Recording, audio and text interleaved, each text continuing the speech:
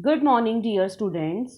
Platform of learning YouTube channel पर हम इस वीडियो में सिक्स्थ क्लास की इंग्लिश सब्जेक्ट की वर्कशीट नंबर 42 को सोल्यूशन के साथ एक्सप्लेन करने जा रहे हैं।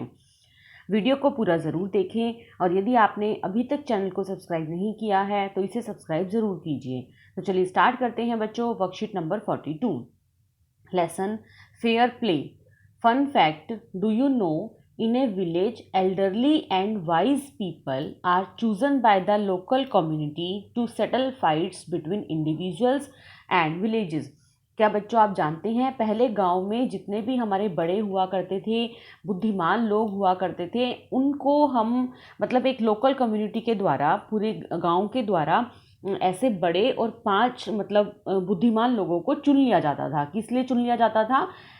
ताकि हम अपने बीच की और विलेजेस गांव वालों के बीच में यदि कुछ लड़ाई हो जाती है तो उसको सेटल करने के लिए, उसको ख़त्म करने के लिए।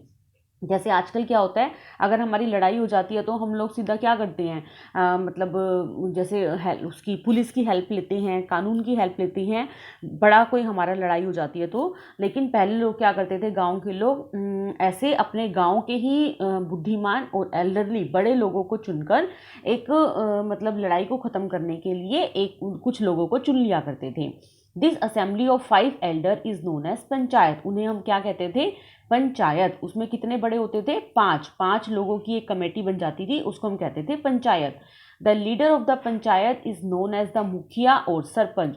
और जो उसका लीडर होता था पंचायत का, वह कहलाता था मुखिया या फिर sarpanch. Now let us do a recap of our previous worksheet. तो इससे पहली वर्कशीट में हमने जुम्मन और अलगू चौधरी के बारे में पढ़ा था, तो यहाँ पर उसका कुछ रिकैप दिया गया है, आपको वो मैच करना है। देखिए फर्स्ट में क्या है, जुम्मन एंड अलगू। जुम्मन और अलगू कौन थे? बेस्ट फ्रेंड थे, तो आप इसको मैच कीजिए, वर बेस्ट फ्रेंड। नेक्स्ट है जुम्मन्स ओल्ड आंट। जुम्मन की जो बूढ़ी आंट थी उसने अपनी सारी प्रॉपर्टी जुम्मन के नाम कर दी थी, तो आप इसको मैच कीजिए, transferred her property to Jumman. Next है third, after a couple of years. कुछ टाइम के बाद क्या हुआ था, जुम्मन और उसकी फैमिली ओल्ड आंट से परेशान हो गए थे, थक गए थे, तो आप इसको मैच कीजिए, after a couple of years Jumman and his family were tired of the old aunt. Now D part है, जुम्मन्स वाइफ ग्रडेड इवन अबाउट। जुम्मन की जो वाइफ थी वो उसको जो डेली का खाना होता है ना, थोड़ा सा खाना जो बूढ़े खाते हैं, बड़े खाते हैं, हम लोग खाते हैं, उसको वो खाना देने में भी अपनी अनिच्छा प्रकट करने लगी थी। ग्रडेड का मतलब होता है अनिच्छा प्रकट करना, तो आप इसको मैच कीजिए, the little food that the old lady at every day. वह रोज जितना खाना खाती थी उस खाने को देने में अनिच्छा प्रकट करने लगी। नेक्स्ट है ई पार्ट, जुम्मन्स आंट स्वेलोड। जुम्मन की आंट ने क्या सहन किया? जुम्मन की आंट ने काफ़ी महीनों तक अपनी इस इंसल्ट को सहन किया, तो आप इसको मैच कीजिए, the food with insults for a few months. उसने कुछ महीनों तक अपनी इस इंसल्ट को सहन कर लिया। Now next, read what happen next in the story. चलिए आगे देखते हैं कि स्टोरी में क्या हुआ। One day she spoke to Jumman. एक दिन उसने जुम्मन को कहा, my son, it is now obvious that I am not wanted in your house. अब मैं नहीं चाहती कि मैं तुम्हारे घर में रहूं। Kindly give me A monthly allowance so that I can set up A separate kitchen. तो इसीलिए तुम मुझे कुछ मंथली अलाउंस का मतलब है महीने का खर्चा, महीने का खर्चा दे दो ताकि मैं अपनी एक अलग से किचन बना सकूं। My wife knows best how to run the house. तो जुम्मन क्या कहता है, मेरी वाइफ बहुत अच्छे से जानती है कि किस तरह से घर को चलाया जाता है। बी पेशेंट, आप पेशेंस रखो। सेट जुम्मनली शेमलेसली। जुम्मन ने शेमलेसली मतलब बिना शर्माते हुए कहा, उसे शर्म नहीं आ रही थी बिल्कुल भी ऐसा बोलते हुए कि जिस आंट की प्रॉपर्टी पर हम ऐश कर रहे हैं हम उसी को खाना नहीं दे रहे। तो जुम्मन ने बिना शर्माते हुए कहा, this made his aunt very angry. इस बात से उसकी जो आंट थी वो बहुत एंग्री हो गई, नाराज हो गई। And she decided to take her case to the village panchayat. उसने अपना डिसाइड किया ताकि कि वो अपना केस को विलेज की, गांव की पंचायत में लेकर जाएगी।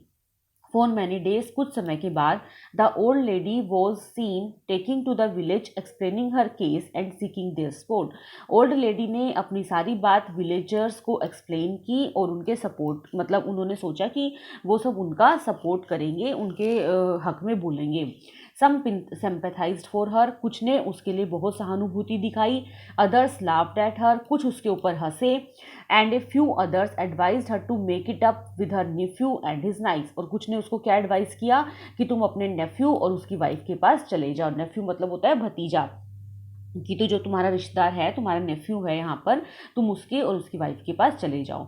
Eight last she came to Algu Chaudhary and spoke to him, तो आखिरी में वो अलगू चौधरी के पास आई और उसने उससे कहा, यू नो, क्या तुम जानते हो, यू नो चाची, Jumman is my best friend. उसने सारी बात अलगू चौधरी को बताई, तो अलगू ने कहा, चाची क्या तुम जानती हो ना, जुम्मन तो मेरा बेस्ट फ्रेंड है, how can I go against him, मैं उसके अगेंस्ट में कैसे बोल सकता हूँ।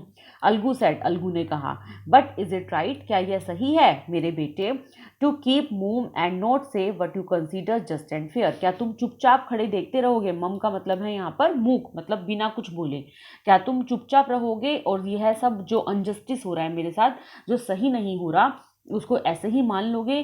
Pleaded the old lady, old lady ने निवेदन किया। Come to the panchayat and speak the truth, तुम्हें पंचायत में आना होगा और तुम्हें सच्चाई कहनी होगी। ही सेड, शी सेड, उसने कहा। अलगू डिड नॉट रिप्लाई, लेकिन अलगू ने कोई भी रिप्लाई नहीं किया, कोई आंसर नहीं किया। But her words kept ringing in his ears, लेकिन जो उसके वर्ड्स थे, जो आंटी के वर्ड्स थे कि तुम चुप रहोगे और सारी ऐसी ही बातों को सहन कर लोगे, वो जो वर्ड्स थे उसके, वो उसके कानों में मतलब बार बार गूंज रहे थे, बार बार उसे सुनाई दे रहे थे कि मैं ठीक नहीं कर रहा हूँ। ठीक है बच्चों, तो ये हमारी स्टोरी थी, स्टोरी हम यहाँ पर पढ़ चुके हैं। चलिए आगे देखिए, अब आपको क्या दिया गया है। On the basis of your reading, choose the correct word meaning from the help box and write them in the space provided. यहाँ पर इस स्टोरी से रिलेटेड आपको 4 वर्ड मीनिंग दिए गए हैं, आपको उन वर्ड मीनिंग को मैच करना है। देखिए फर्स्ट क्या है, अलाउंस। अलाउंस का मतलब क्या होता है, कुछ पैसे, मतलब जो हम मंथली अलाउंस होती है, हमारी मंथली खर्चा होता है, तो अलाउंस का मतलब होता है मनी। तो यहाँ पर आप इसको मैच कीजिए, an amount of money. Next है पेशेंट। पेशेंट का मतलब होता है मतलब चुपचाप बैठना, भाई कुछ देर के लिए हमें शांति रखनी चाहिए, तो पेशेंट का मतलब है टू स्टे काम। काम का मतलब शांत, शांत बैठना। नेक्स्ट है थर्ड, शेमलेसली। शेमलेसली का मतलब होता है बिना शर्माए, जिसको शर्म नहीं होती, तो आप इसको मैच कीजिए। Not feeling bad about doing something bad, कि हम उसके बारे में, हमारे अंदर कोई बुरी फीलिंग नहीं होती जो हम बुरा कर रहे होते हैं।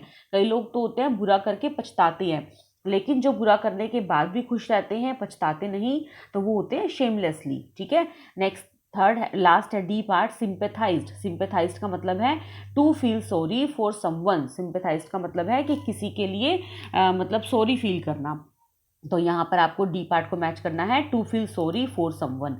तो ठीक है बच्चों, ये हमारी स्टोरी थी, ये हमारी वर्कशीट था, ये हमारी वर्कशीट का पूरा सॉल्यूशन था। उम्मीद है आपको ये वर्कशीट बहुत अच्छे से समझ में आ गई होगी।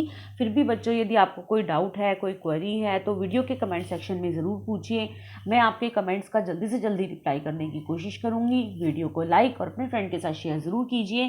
Thanks for watching, have a nice day.